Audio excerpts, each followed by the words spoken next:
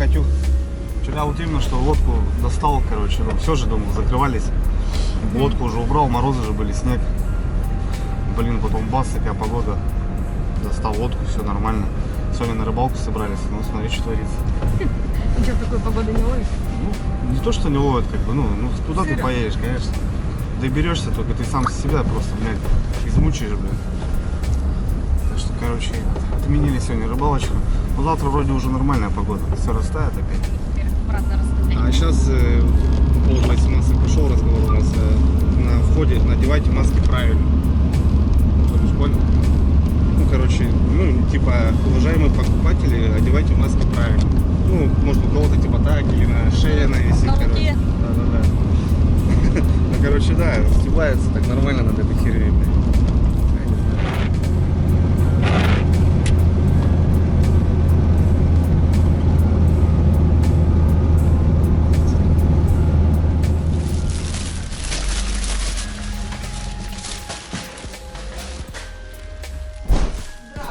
Алиса Юрьевна, добрый день.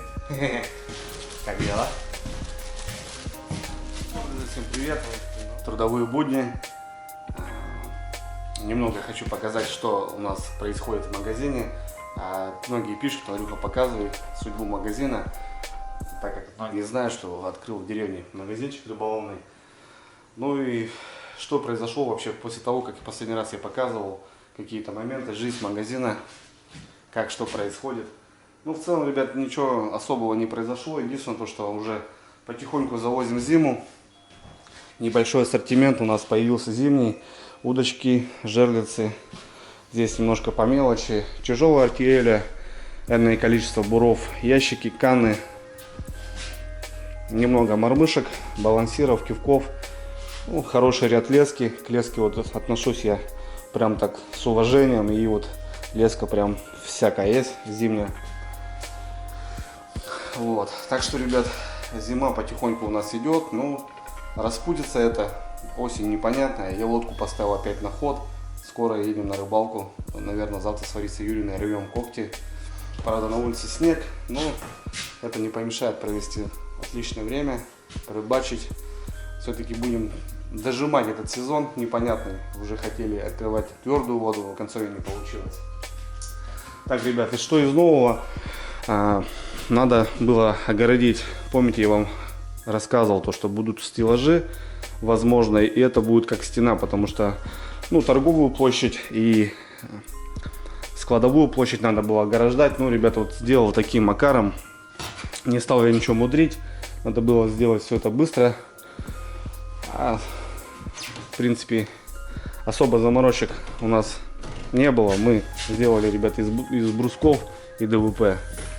Не стала брать гипс, какие-то алюминиевые каркасники. Все сделали быстро, ребята. За 4 часа у нас стеночка прям готова. Полностью перегородили, закрыл там. Соответственно, сейчас ну, зал огражден, получается. Там торговая, точнее здесь торговая, там складовая зона. Ну а здесь закроем баннерами какими-нибудь красивыми или фотографиями трофеев. Ну что-то мы здесь сделаем, и стеночка будет прям красавица. Вывел там свет. Все. Так что, ребят, все четко. Все в аккурат. Все у нас работает, все функционирует. Холодильничек. Сейчас будем завозить наживочку. Все потихоньку, ребята. Двигаемся. Так что не стоим на месте, работаем. Такие моменты, то, что произошло за 2 месяца.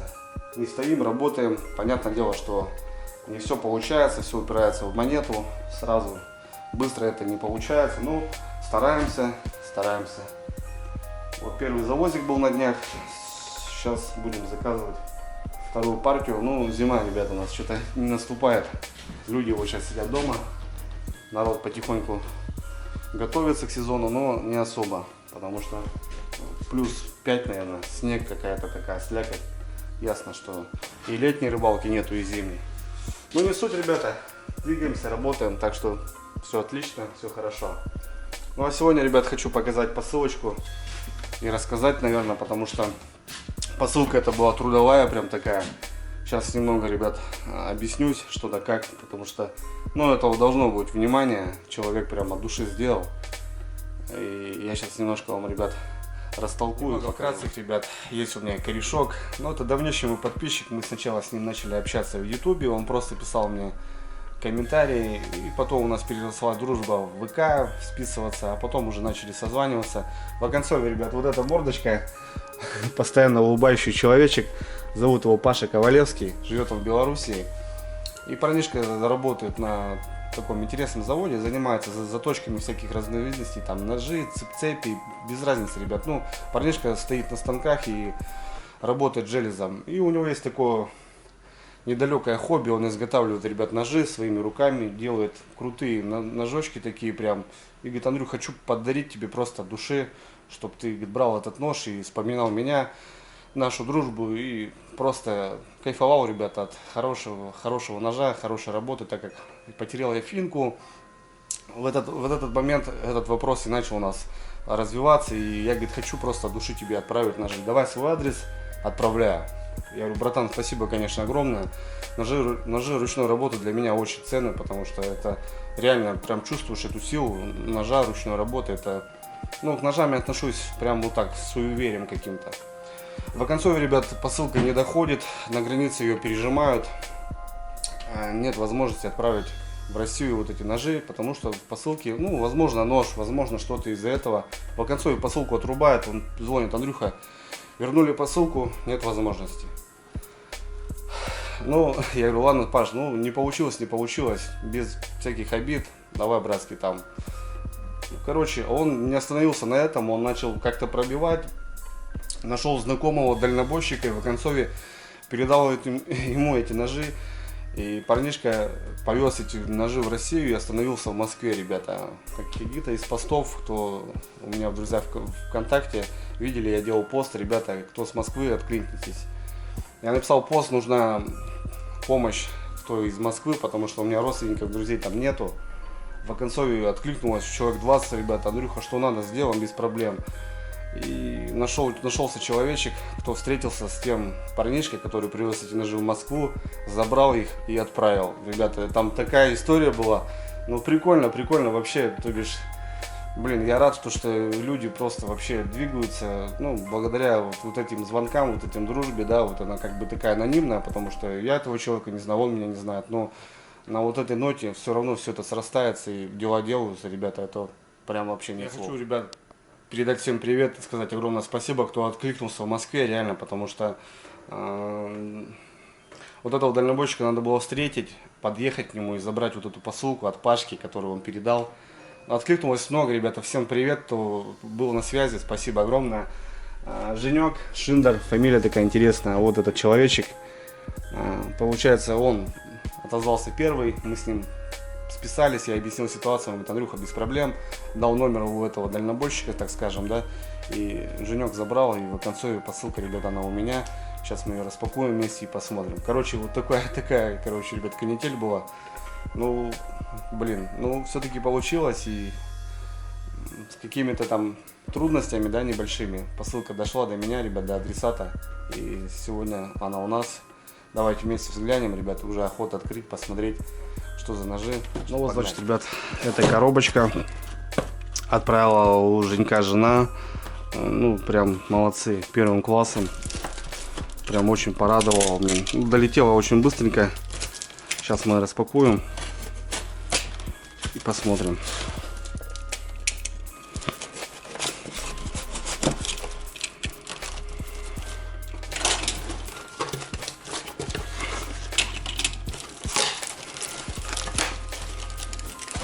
Фига себе, смотрите, ребят, такие штучки интересные, мягкие. Так, ну, я что-то нащупал. Так, это в стороночку. Вуаля, ребята, вот такой первый ножочек, ножичек. Пашка делает кобуру сам, вот, получается, ножны сам делает. Давайте откроем. Опачки. Ну да, ребят, смотрите, здоровский ножичек. Он говорил: Андрюха, ножи небольшие, ну, для грибочков, говорит, для рыбалочки прям что ни на есть суперски. Это как, ну, что-то на якута очень смахивает. Пашка вроде говорил, то, что это карельская береза, рукоять. А так вот такой, ребят, клиночек, смотрите, ручной работы. Пашка делает все сам. Блин, красота вообще. Ну, тут, ребят, вообще без вопросов. Я не знаю, прям все чувствуется, что все как бритва. Просто режет на раз-два. У меня шикарно, ребята.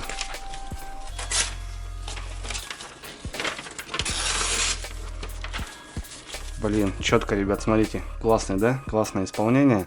По стали я ничего не могу сказать. Мы, наверное, договоримся с вами по-другому. В конце ролика я вам объясню, что да как. Но в целом вот такой клиночек, ребят, от Пашки. Блин, ну, я думаю, для кухонки он будет лежать у меня всегда. Вот что-то всегда хотел, какое-то тоненькое себе лезвие, чтобы вот, ну, на филе пускать что-то такое. Вот видно, что есть, как это называется, секатор или как, или по-другому как это называется, я уже забыл, сейчас с головы вылетело. Ну, для чистки рыбы получается. Такая ножовочка, пилка. Ну, здорово, здорово, отлично. Вот такие ножны. Прям красота. Так, давайте достанем второй.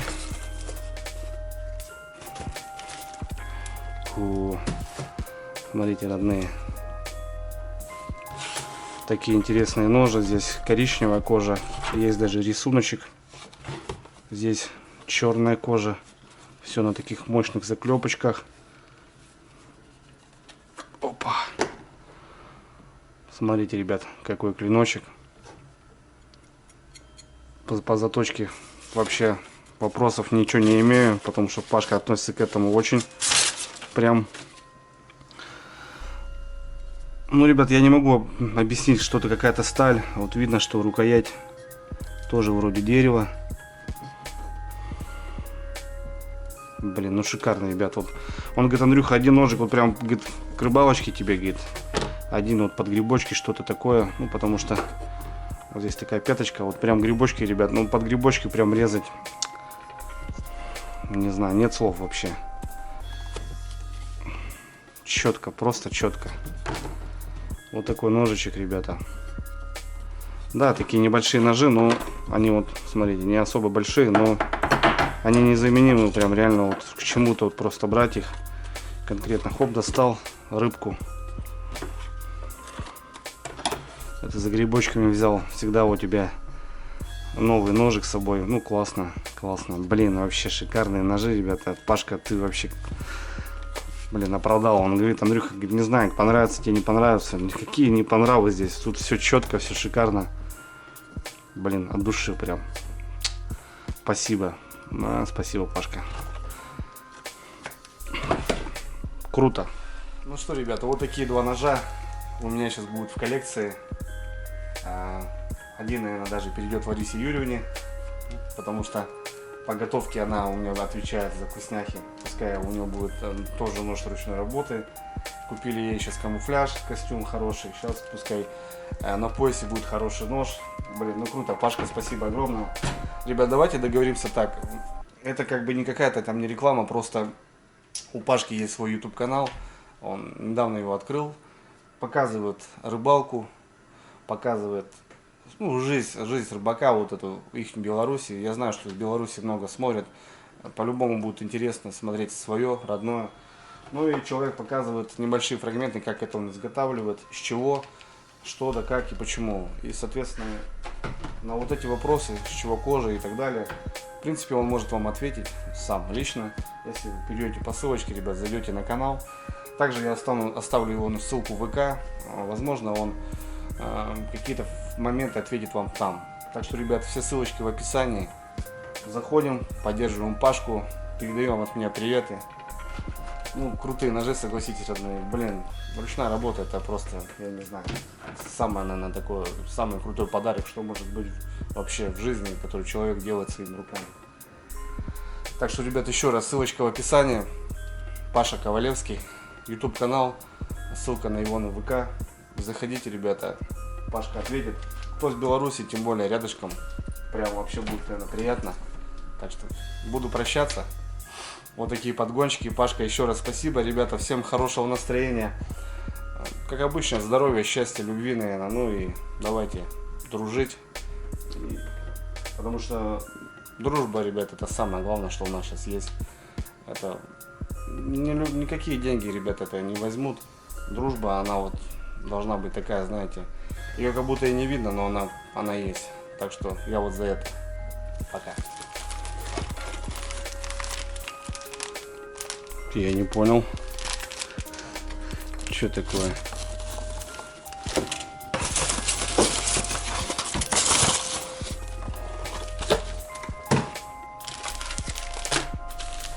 Специи Абхазии. Для шашлыка, для курицы, для рыбы, для бульона, для харчо, универсальное жаркое. Сланская смель для супа, борща, для фарша, сухая аджика. Это, наверное, женек. Ну, красавец. Ну, прям молодцы. Думал уже выбрасывать. Хорошо проверил. Женяк, ну красавчик. Не зря ты шеф-повар у нас. Это точно.